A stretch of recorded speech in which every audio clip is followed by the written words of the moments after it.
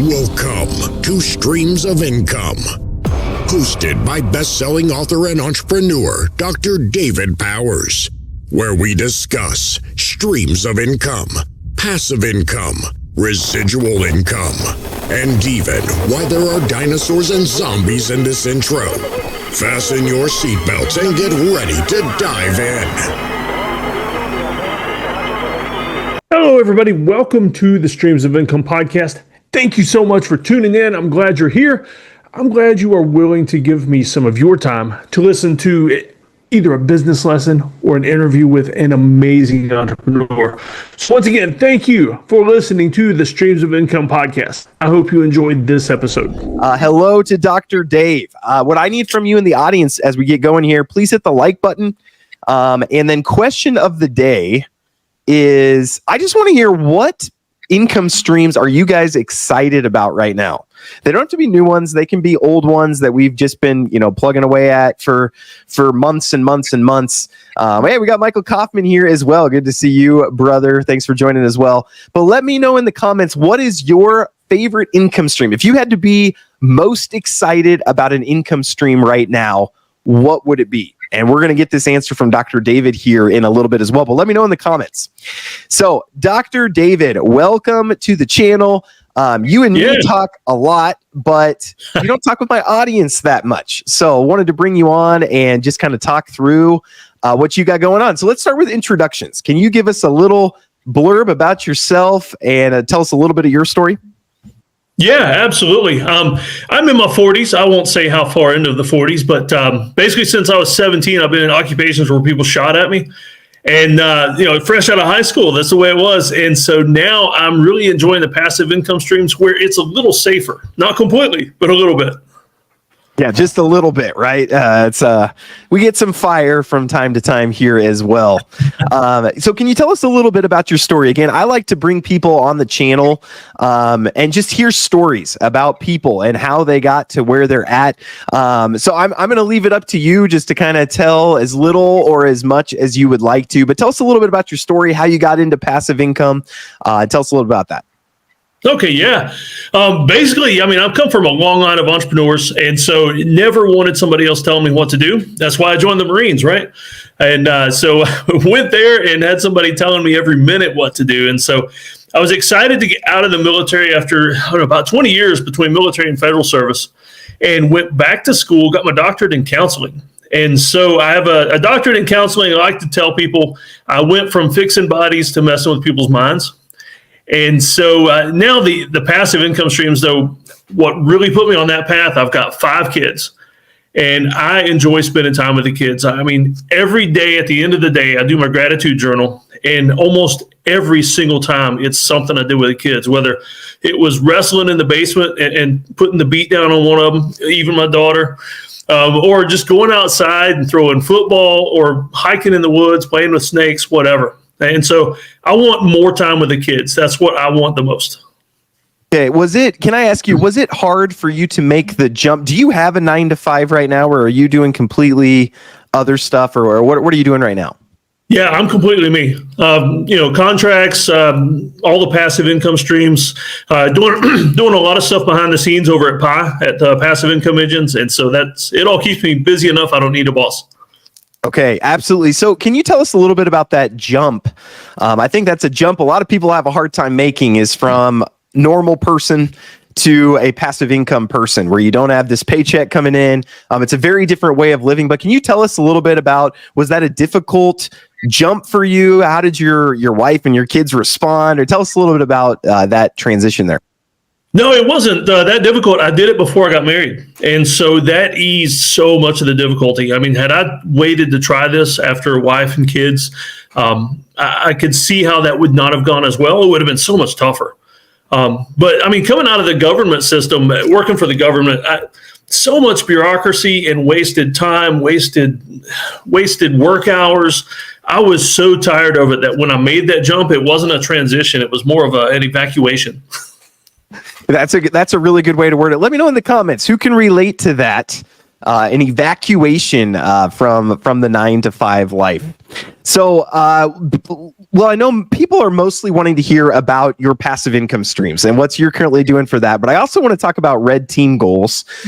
Maybe before we get to the passive income streams, we're going to leave that as a teaser. Stay tuned. But tell us a little bit about red team goals, because again, you and me, we're working pretty closely on Pi, and I've had some people ask me, hey, what's this red team goals? And I'm like, you know what? Embarrassingly enough, I don't really know. So tell us a little bit about this, what you're doing here. Yeah, Red Team Goals is kind of the one of my active income streams. It's one of those things that I'll probably never give up, even if passive stuff took over. Red Team Goals is kind of all my multiple streams of income, and the biggest one being prepping. I help people. I consult with people and groups in prepping, and because that's where most of my background is, in the military and homeland security. And so I help people get set up for zombies, wildfires, teaching first aid to families, pretty much everything that keeps people safe, from everything from aliens to zombies, A to Z. And that's just something that's so much fun for me. And it literally saves lives. And so that's something I'll never give up. And that's what Red Team Goals is. I mean, it's everything from the simplest of providing publications, do-it-yourself kind of stuff, to the point where I actually will fly somewhere and help people during a disaster. And so it's a lot of fun. Okay, I love this. So was this the first thing that you did when you were jumping into being your own boss, or did you do some other things before this, or was this kind of like the staple, the first thing you did? Kind of. The very, very, very first thing I did was teaching Red Cross for the CPR, teaching CPR for the Red Cross. A long time ago. It was like straight out of the Marines, and I started doing that. And I kind of just took contracts and took classes when I wanted to, and that was, my first taste of, wow, I can manage my own schedule and I can do it well. Okay, that's awesome. I love this story. Can you kind of tell people? I think there's a lot of entrepreneurs in my audience, or people who want to be entrepreneurs. Can you kind of talk about, how did you put this together? Did you just kind of think through, here's what I'm kind of good at, here's some of the skills I have? How did you turn that into an income stream? Like, what was the process of doing that? It was books and printables. The thing is, my time in the military and in the medical field, we dealt with more paper than patients. It's a sad thing to say, but all that paper, all those forms, all those guidebooks, everything, I thought, I got to find a way to make money off this stuff. It's here. To be honest with you, most of it was public domain, and so I could do whatever I wanted to with it. And so I just figured out ways to monetize that and turn something that was not completely passive, but a tiny little bit of work, and I could turn it into 20 different income streams.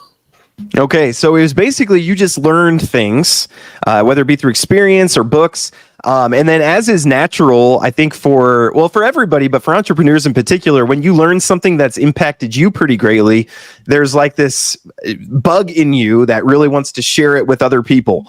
Michael Kaufman, he does the trading on my channel sometimes, and he's the same way. Like, he learned this great system for trading, and he's like, hey, I want to share this with other people. And then a lot of times income streams just come out of that. So I think you highlight really well. I tell my audience a lot of times is figure out what you're good at and or what you're passionate about. And hopefully those two coincide, something you're good at or have knowledge in and you're passionate about it. And usually that's where there is a potential revenue stream. So I really love that. Yeah. Okay, great. So tell us a little bit about your income streams. And again, you don't have to, I get on and do a spreadsheet with all my exact numbers, and all this type of stuff. We don't expect you to do that. But maybe you can help just for people who are, again, trying to think about, I want to make a transition towards more passive stuff or towards not my 9 to 5. Maybe you can talk a little bit about, your expenses and, your different income streams and how those work together and how you made this happen. Okay, yeah, no problem. Printables is top of my list. Number one, because it's the most fun for me. It's what deals with the gifts that God gave me. And the trick is finding ways to make it as passive as possible. And so I kind of look at it from terms of copy, paste, repeat. And so a form, a book, a manual I've written or I come across or something I can license from somebody, I will take it and I will publish that thing everywhere. I'll not only publish it, but I'll break it apart and publish pieces of it. I'll design a course around it. I mean, that's my biggest income stream is books, printables, things like that. Okay. Can you tell us more about that? Like, what kind of books are you doing, and how much work do you put into them? And you don't have to give us all your secret sauce, but tell us a little bit about what you're doing there. Oh yeah, that's no problem. Tell you what, I'll use one of my most recent ones as an example. There's the old publication, The Strangest Secret from Earl Nightingale. And so it's an old book. It's not public domain, so I can't republish that, but I designed a challenge off of it. I've been listening to it every day. It's a 30-minute recording. And so, of course, not above my Bible reading and everything, but in addition to. And so it's all positive thinking stuff. And so I designed a challenge. I wrote up a workbook. Here's ways you can maximize listening to this thing. And so it took me, I don't know, a couple of evenings after the kids go to bed, after my wife goes to bed, I turn on the zombie movies and I work. And that's when my most creative stuff comes out. It's something about zombie movies and no kids awake, and I can knock it out in a few hours. And so now that thing is published in, I don't know, probably 15 different formats in 20 different places. And so a little bit of work up front, let's say 4 hours total, on a publication that's not even mine. Mine is like a reference to that. And so now I just sit back and make the money. Okay, I love that. So you took a popular book that's out there, and then you didn't steal the book, but you created a challenge that's kind of a workbook then that's based on the content that's in that book? Yeah. Okay, very cool. And did you just do that? What software did you use to do that? You just use like a PDF editor I'm old school. I play around in Word, and then I'll just change the formats as needed. Okay, very cool. So that's not a ton of work just to put some questions. You didn't have to write the whole book. And then when you go to publish it, are you using Kindle Direct Publishing, or what different publishing methods are you using to get that out there?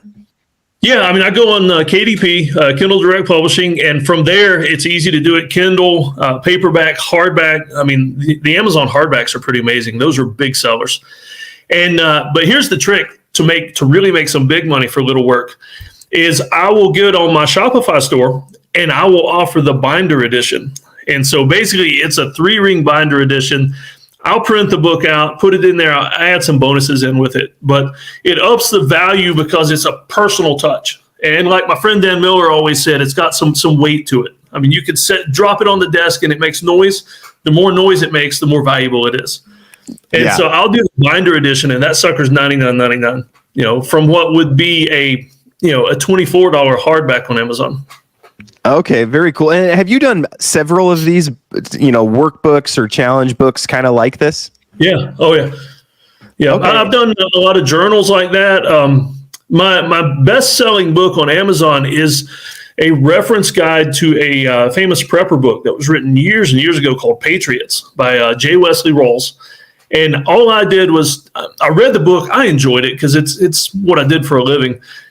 And I took all the tips and the gear and everything this guy talked about in this fiction book. I wrote a reference guide. Basically, I included links to all the gear, stuff like that. And that's been my bestseller. And so I don't even touch it anymore. I wrote that book probably 5-6 years ago, and it still sells.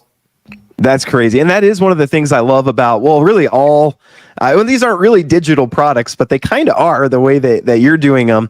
But they end up being evergreen a lot of times. Like you put it out there, and I have a training course that I built in 2018. So that's been 5 years ago. And I saw a sale creep in the other day where it's like, where did this $97 come from? I'm like, oh yeah, that training course I built a lot of time ago. So I love that. So how many books in all would you say that you have kind of written this way? I think I'm up to about 37 right now. Oh, wow. Okay. So you've done quite a bit. And then how often would you say that these books flop versus do really well versus kind of so-so? I would say about half of them get to where they sell 100 or more. And to me, that's kind of the point where, okay, that's a good one. That was worth the time. Under 100, I mean, they're so fast to write that it's like you can throw them against the wall. And if they work, they work. If not, they may make a sale here and there. That book about the Patriots, the reference guide, that one sold maybe 5,000 or 6,000, which in terms of bestsellers, I mean, that's pretty good numbers. Yeah, that's very good. I love that a lot. Can you give kind of a range for people of, your complete flops? I'm sure you've had some that have made $0. And then like, what's kind of if one takes off and goes absolutely crazy, that ends up making, how much would you say the range is? I would say, of course, the flops, they sell nothing. They'll eventually sell one copy, and it was worth it because maybe it was a public domain book I republished. The best ones, in the middle, I've got some books, like some travel books I've written about trips I've made, mountain climbing and things like that. And those, if it sells 100 copies, which, I'm happy with that. But to be honest with you, a lot of them sell under that. But it doesn't take much to break even on Amazon. And then it's out there evergreen. Yeah, absolutely. I think it would be amazing for you to teach people how to do this, because writing 37 of them is, you've probably learned a lot of the tricks of the trade about, can you tell us a little bit about how you decide which one to do? Like if somebody in the audience is like, hey, I want to try this, how do you pick like what the next one you're going to do is? Yeah. Okay. It's not necessarily a good ROI tactic, but I pick ones that I enjoy doing. And that way, I enjoy reading, I enjoy writing. To be honest with you, sometimes I'll write things simply because it's a good tax deduction on something I want to buy and read anyway. And so it goes into that. And so like my travel books, I journal a lot. And I was doing the Strange and Secret Challenge. I read prepper books. It's an easy one for me to just slide those right on in. And to be perfectly honest with you, the passion projects have sold more. I've got a farm here right now. We bought a 5-acre farm, and I wrote a book about victory gardens. The old victory gardens from the 40s. And so I snagged this public domain document that was out there. I changed it, updated it to the 21st century, and it's all stuff I'm doing here on the farm anyway. And so I had to read it anyway. I'm doing the work. And so why not just write a book? And that one's selling maybe 20 or 30 copies a month. And so that's not bad. Okay. Yeah, no, that's amazing. And again, if you get 37 of these, even if it makes, $10 a day, $20 a day or whatever, you get enough of those. That can be a pretty significant side piece there. Michael Kaufman says, host a workshop and I'll be there. Yeah. Is this, I should probably know this. I'll ask like I already know the answer to this, but is this something that you teach people in Passive Income Engines how to do? It is. Yeah. I've got videos on there about how to do this on multiple platforms, actually. Okay. Because Amazon's not the only one. Okay, I think we should have you back at some point just to walk people through, like maybe even help them live and people can ask questions as they're going, but like get your first book published on Kindle KDP. Yeah.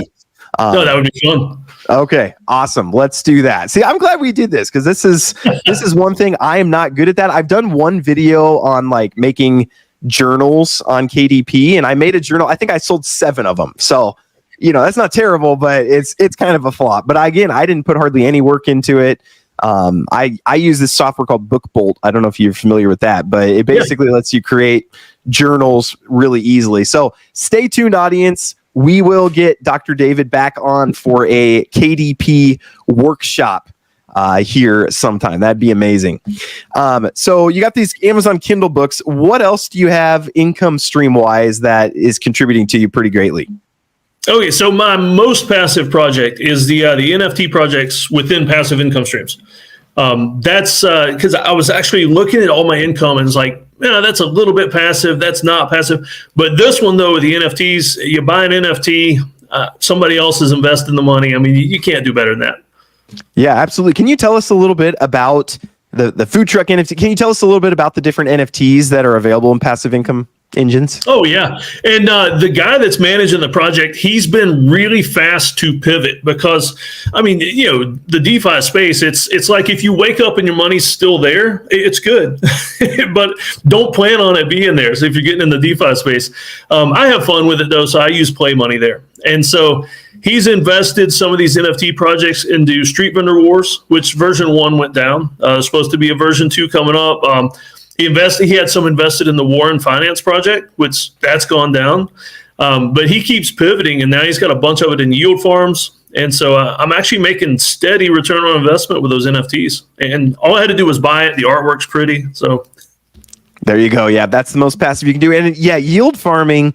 is kind of a perpetually, a lot of people, that's where they end up at, because that's a real revenue stream that it probably isn't going anywhere. So amazing. So you got these KDP books, and then you have the work you're doing at Passive Income Engines, and then you have these NFTs. Is that enough for you for your budget, or do you have other things that you're doing as well? No, I made a top 5 list. I mean, I've got. Oh, wow. Okay. I've got probably 30 or 40 streams of income that pay, good money to pennies. But my top 5, so we covered printables and NFT projects, fractional real estate. I'm actually enjoying that one. And we're talking websites like Lofty, Fundrise, things like that. The returns aren't huge, but for the way I look at it, it's very safe and the returns are there. And so I've enjoyed that. I like looking at the real estate. I'll tell you a secret here, just for everyone here, since this is public and everything, but I like getting on Lofty and finding the rentals that are Airbnb superhosts. That's kind of been my strategy so far. And so, not financial advice. If all those flake on you, then I didn't tell you to do it, but that's just my personal strategy. Okay, I love that. So fractional real estate. Actually, I'm having a company on in either next week or in 2 weeks, but it's called Fractional. And we're going to focus specifically on fractional real estate. And I'm with you, like the returns on Fundrise, for example, you're not going to see probably more than 15% a year maybe, or whatever. But as we found, 15% a year is better than negative 100%, which is what we see on a lot of the a lot of things we see. Oh, this month I got 8, this month I got 12, this month I got 15, this month I got negative 100. And so a consistent 15 will do a lot better than that. So we've got the printables, we got the NFTs, we've got the fractional real estate. That's 3. We got 2 more in your top 5. Yeah, I'm going to kick it old school with one that everybody thinks is mostly dead, but affiliate income. I post affiliates everywhere. And not just the Amazon. Everybody knows about Amazon affiliates or the Amazon associates, and it doesn't pay much, and they're tight on the rules. You got to be careful how you do it. But I'll start there, and then I'll form relationships with people selling the stuff at the source. And so then I'll use those affiliates. I mean, I'm a big coffee nerd. I've got a website that's a coffee affiliate website called the Coffee Scholar, because yet again, it helps pay the tax deductions on coffee that I buy. But I get people sending me boxes of coffee. And so I'll get free coffee. That's nice and passive. I'll post the affiliate links, and then I'll make money off everything that I sell because I'm reviewing coffee. And so that's just one example. I post affiliate links everywhere. Okay, I really like that one. So for someone who doesn't already have an audience, I think that's the challenge most people have. Like I like affiliate links too, because I can post it on YouTube and you get a bunch of sales. But for somebody who doesn't have an audience of any kind, you mentioned like you started a coffee website. But what do you kind of do to get that affiliate link out there when you don't have an audience? I just build the audience. I mean, I started out with nothing, and so I just slowly building the audience. I'm not as big as yours yet, but here I am speaking to your audience. So, I mean, that's how I do it.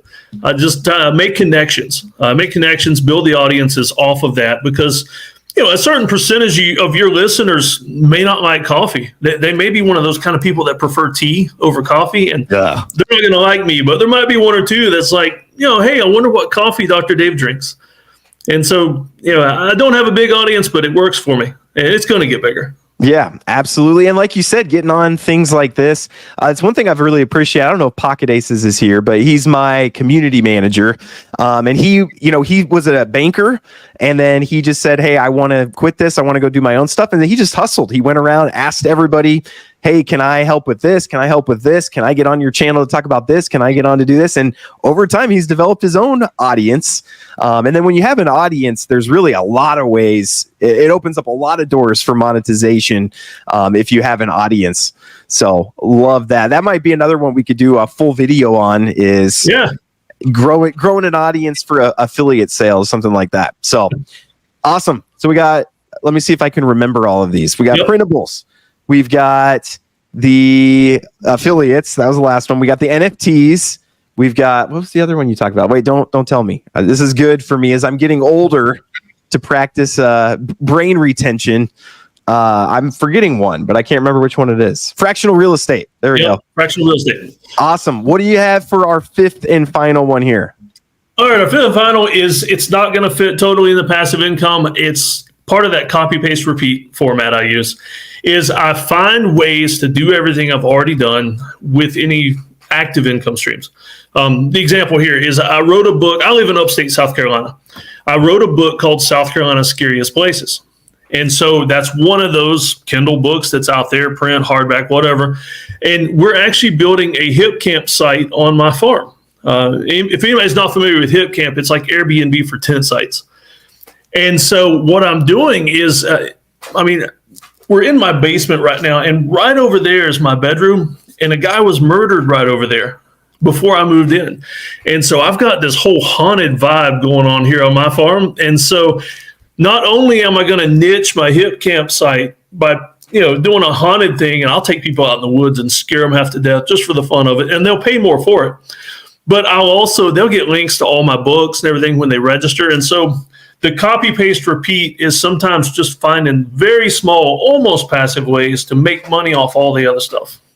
Okay, I love it. Dave, one of the things I love about you, well, first off, I didn't realize that you were actually Dr. I thought that was just a nickname. So that's one big takeaway from this is Dr. David is not just a nickname. That is a title.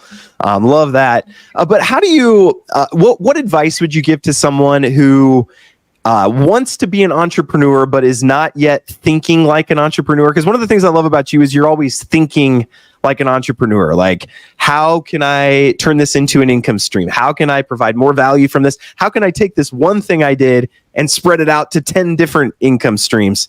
So what advice would you give somebody who doesn't think that way naturally, to try and help them get started on their entrepreneurial journey? Yeah, I'll tell you one quick tip is be curious. And that's so general. Let me explain a little bit. It's whatever you do for work. I mean, whether you work at a bank or a restaurant or something, look around you and look and see what people are doing wrong or what could be done a little bit better. And that's an income stream right there for somebody.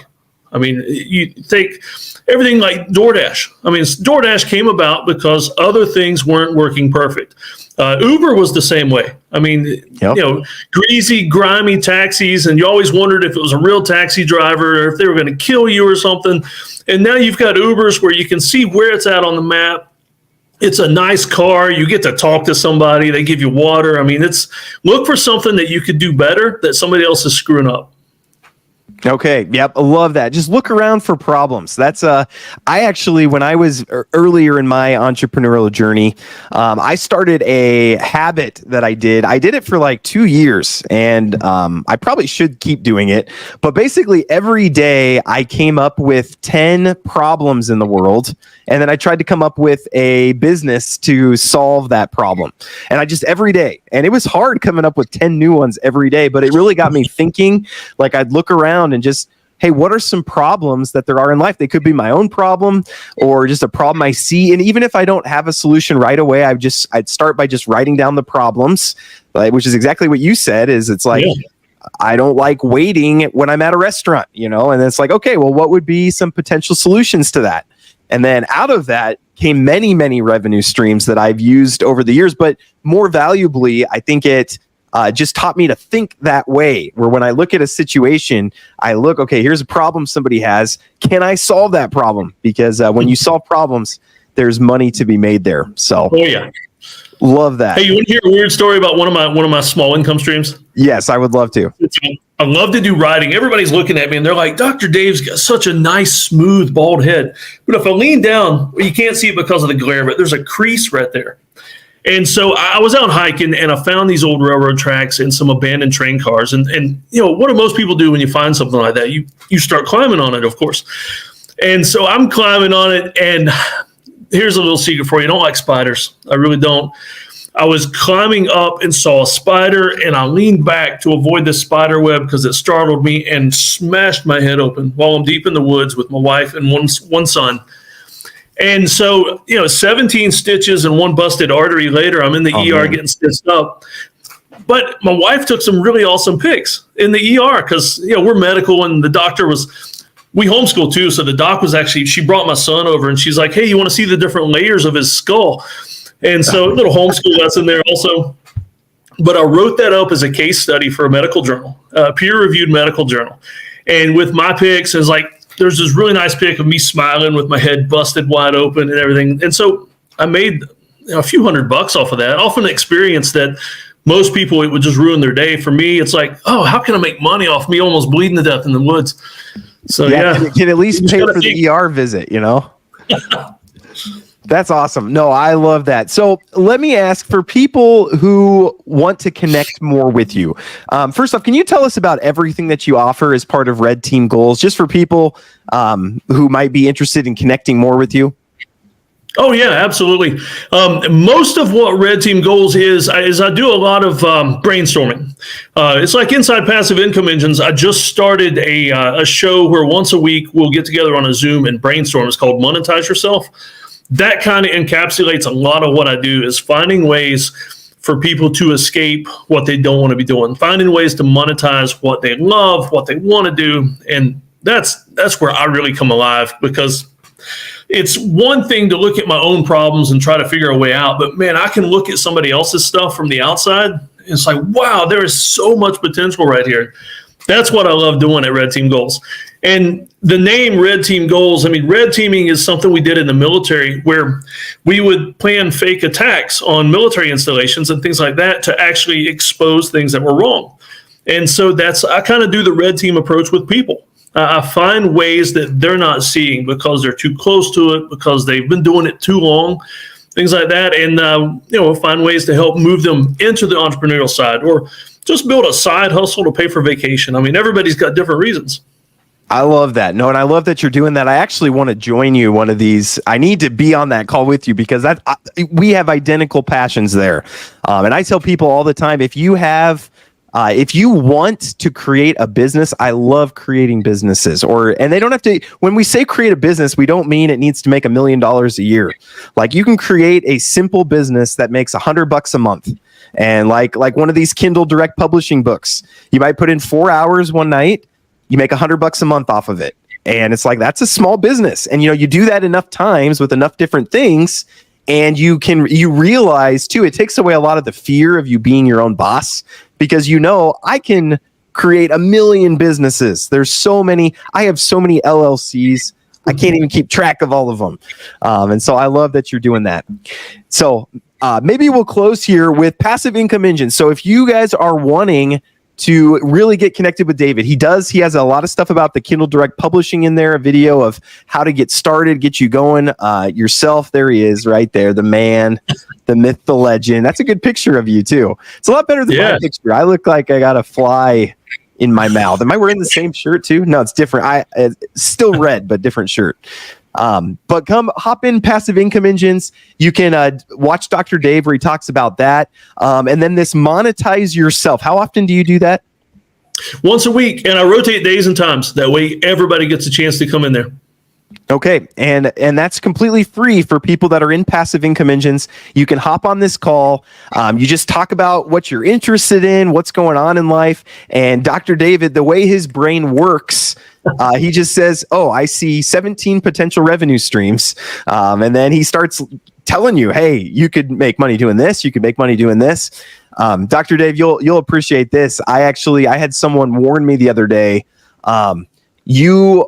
you are ruining my hobby, is what somebody told me, because she had a bunch of jumping spiders, and I found out that these jumping spiders lay 50 eggs, and the spiders sell for $50 a piece. And so I was like, you got to sell these jumping spiders as they hatch. She's like, well, it's just a side, it's just a hobby, something I do for fun. And I was like, get a fear of spiders for that kind of money. Yeah, exactly. And I was now I'm thinking there's a book in there, how to sell jumping spiders. Oh, see, hey, me and you, we got to chat more often on some of this stuff. So, and I'll let you know if the jumping spider business becomes a reality. Then I told her, I was like, you should create some jumping spider NFTs where you keep them, but you let people see them anytime and they own them, and all sorts of ideas there. So if you guys are wanting to connect more with Dr. David, I'll leave a link to his website here, Red Team Goals, as you can learn a little bit more about him, but then hop into Passive Income Engines. I mean, it's amazing just that we get access to somebody like Dr. David for free. And honestly, it's $1 for your first 30 days. So you could go to 4 of the monetize yourself with just paying $1. So that's a pretty good deal. Highly recommend that. So awesome. Well, I think I'm going to go and let you go. My throat is about done for.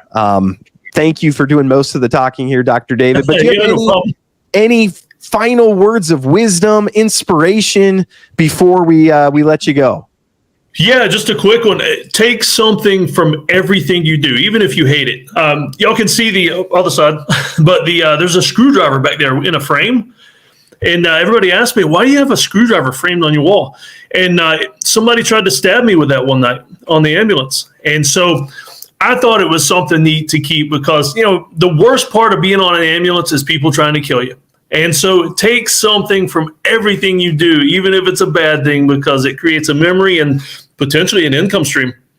There you go. No, that's awesome. I love that. Yeah. And especially, a lot of us here, we've had losses in investments or in whatever in life. Life is full of disappointments and failures and all these things. But like you said, you have to take what you can from all of those, the lessons that you learn. A lot of the lessons that you learn from failures are lessons you could not learn through success, because it takes the pain of the failure for the lesson to actually hit home. I've noticed this a lot with my kids. Like I tell them, hey, we have this balcony area, and I say, don't climb up there, you're going to get hurt. And they keep doing it. Don't climb up there, you're going to get hurt. One day they fall, get a little hurt, and now they're more careful. And it's like, I told you that time and time again, but it took them actually failing, going through that pain.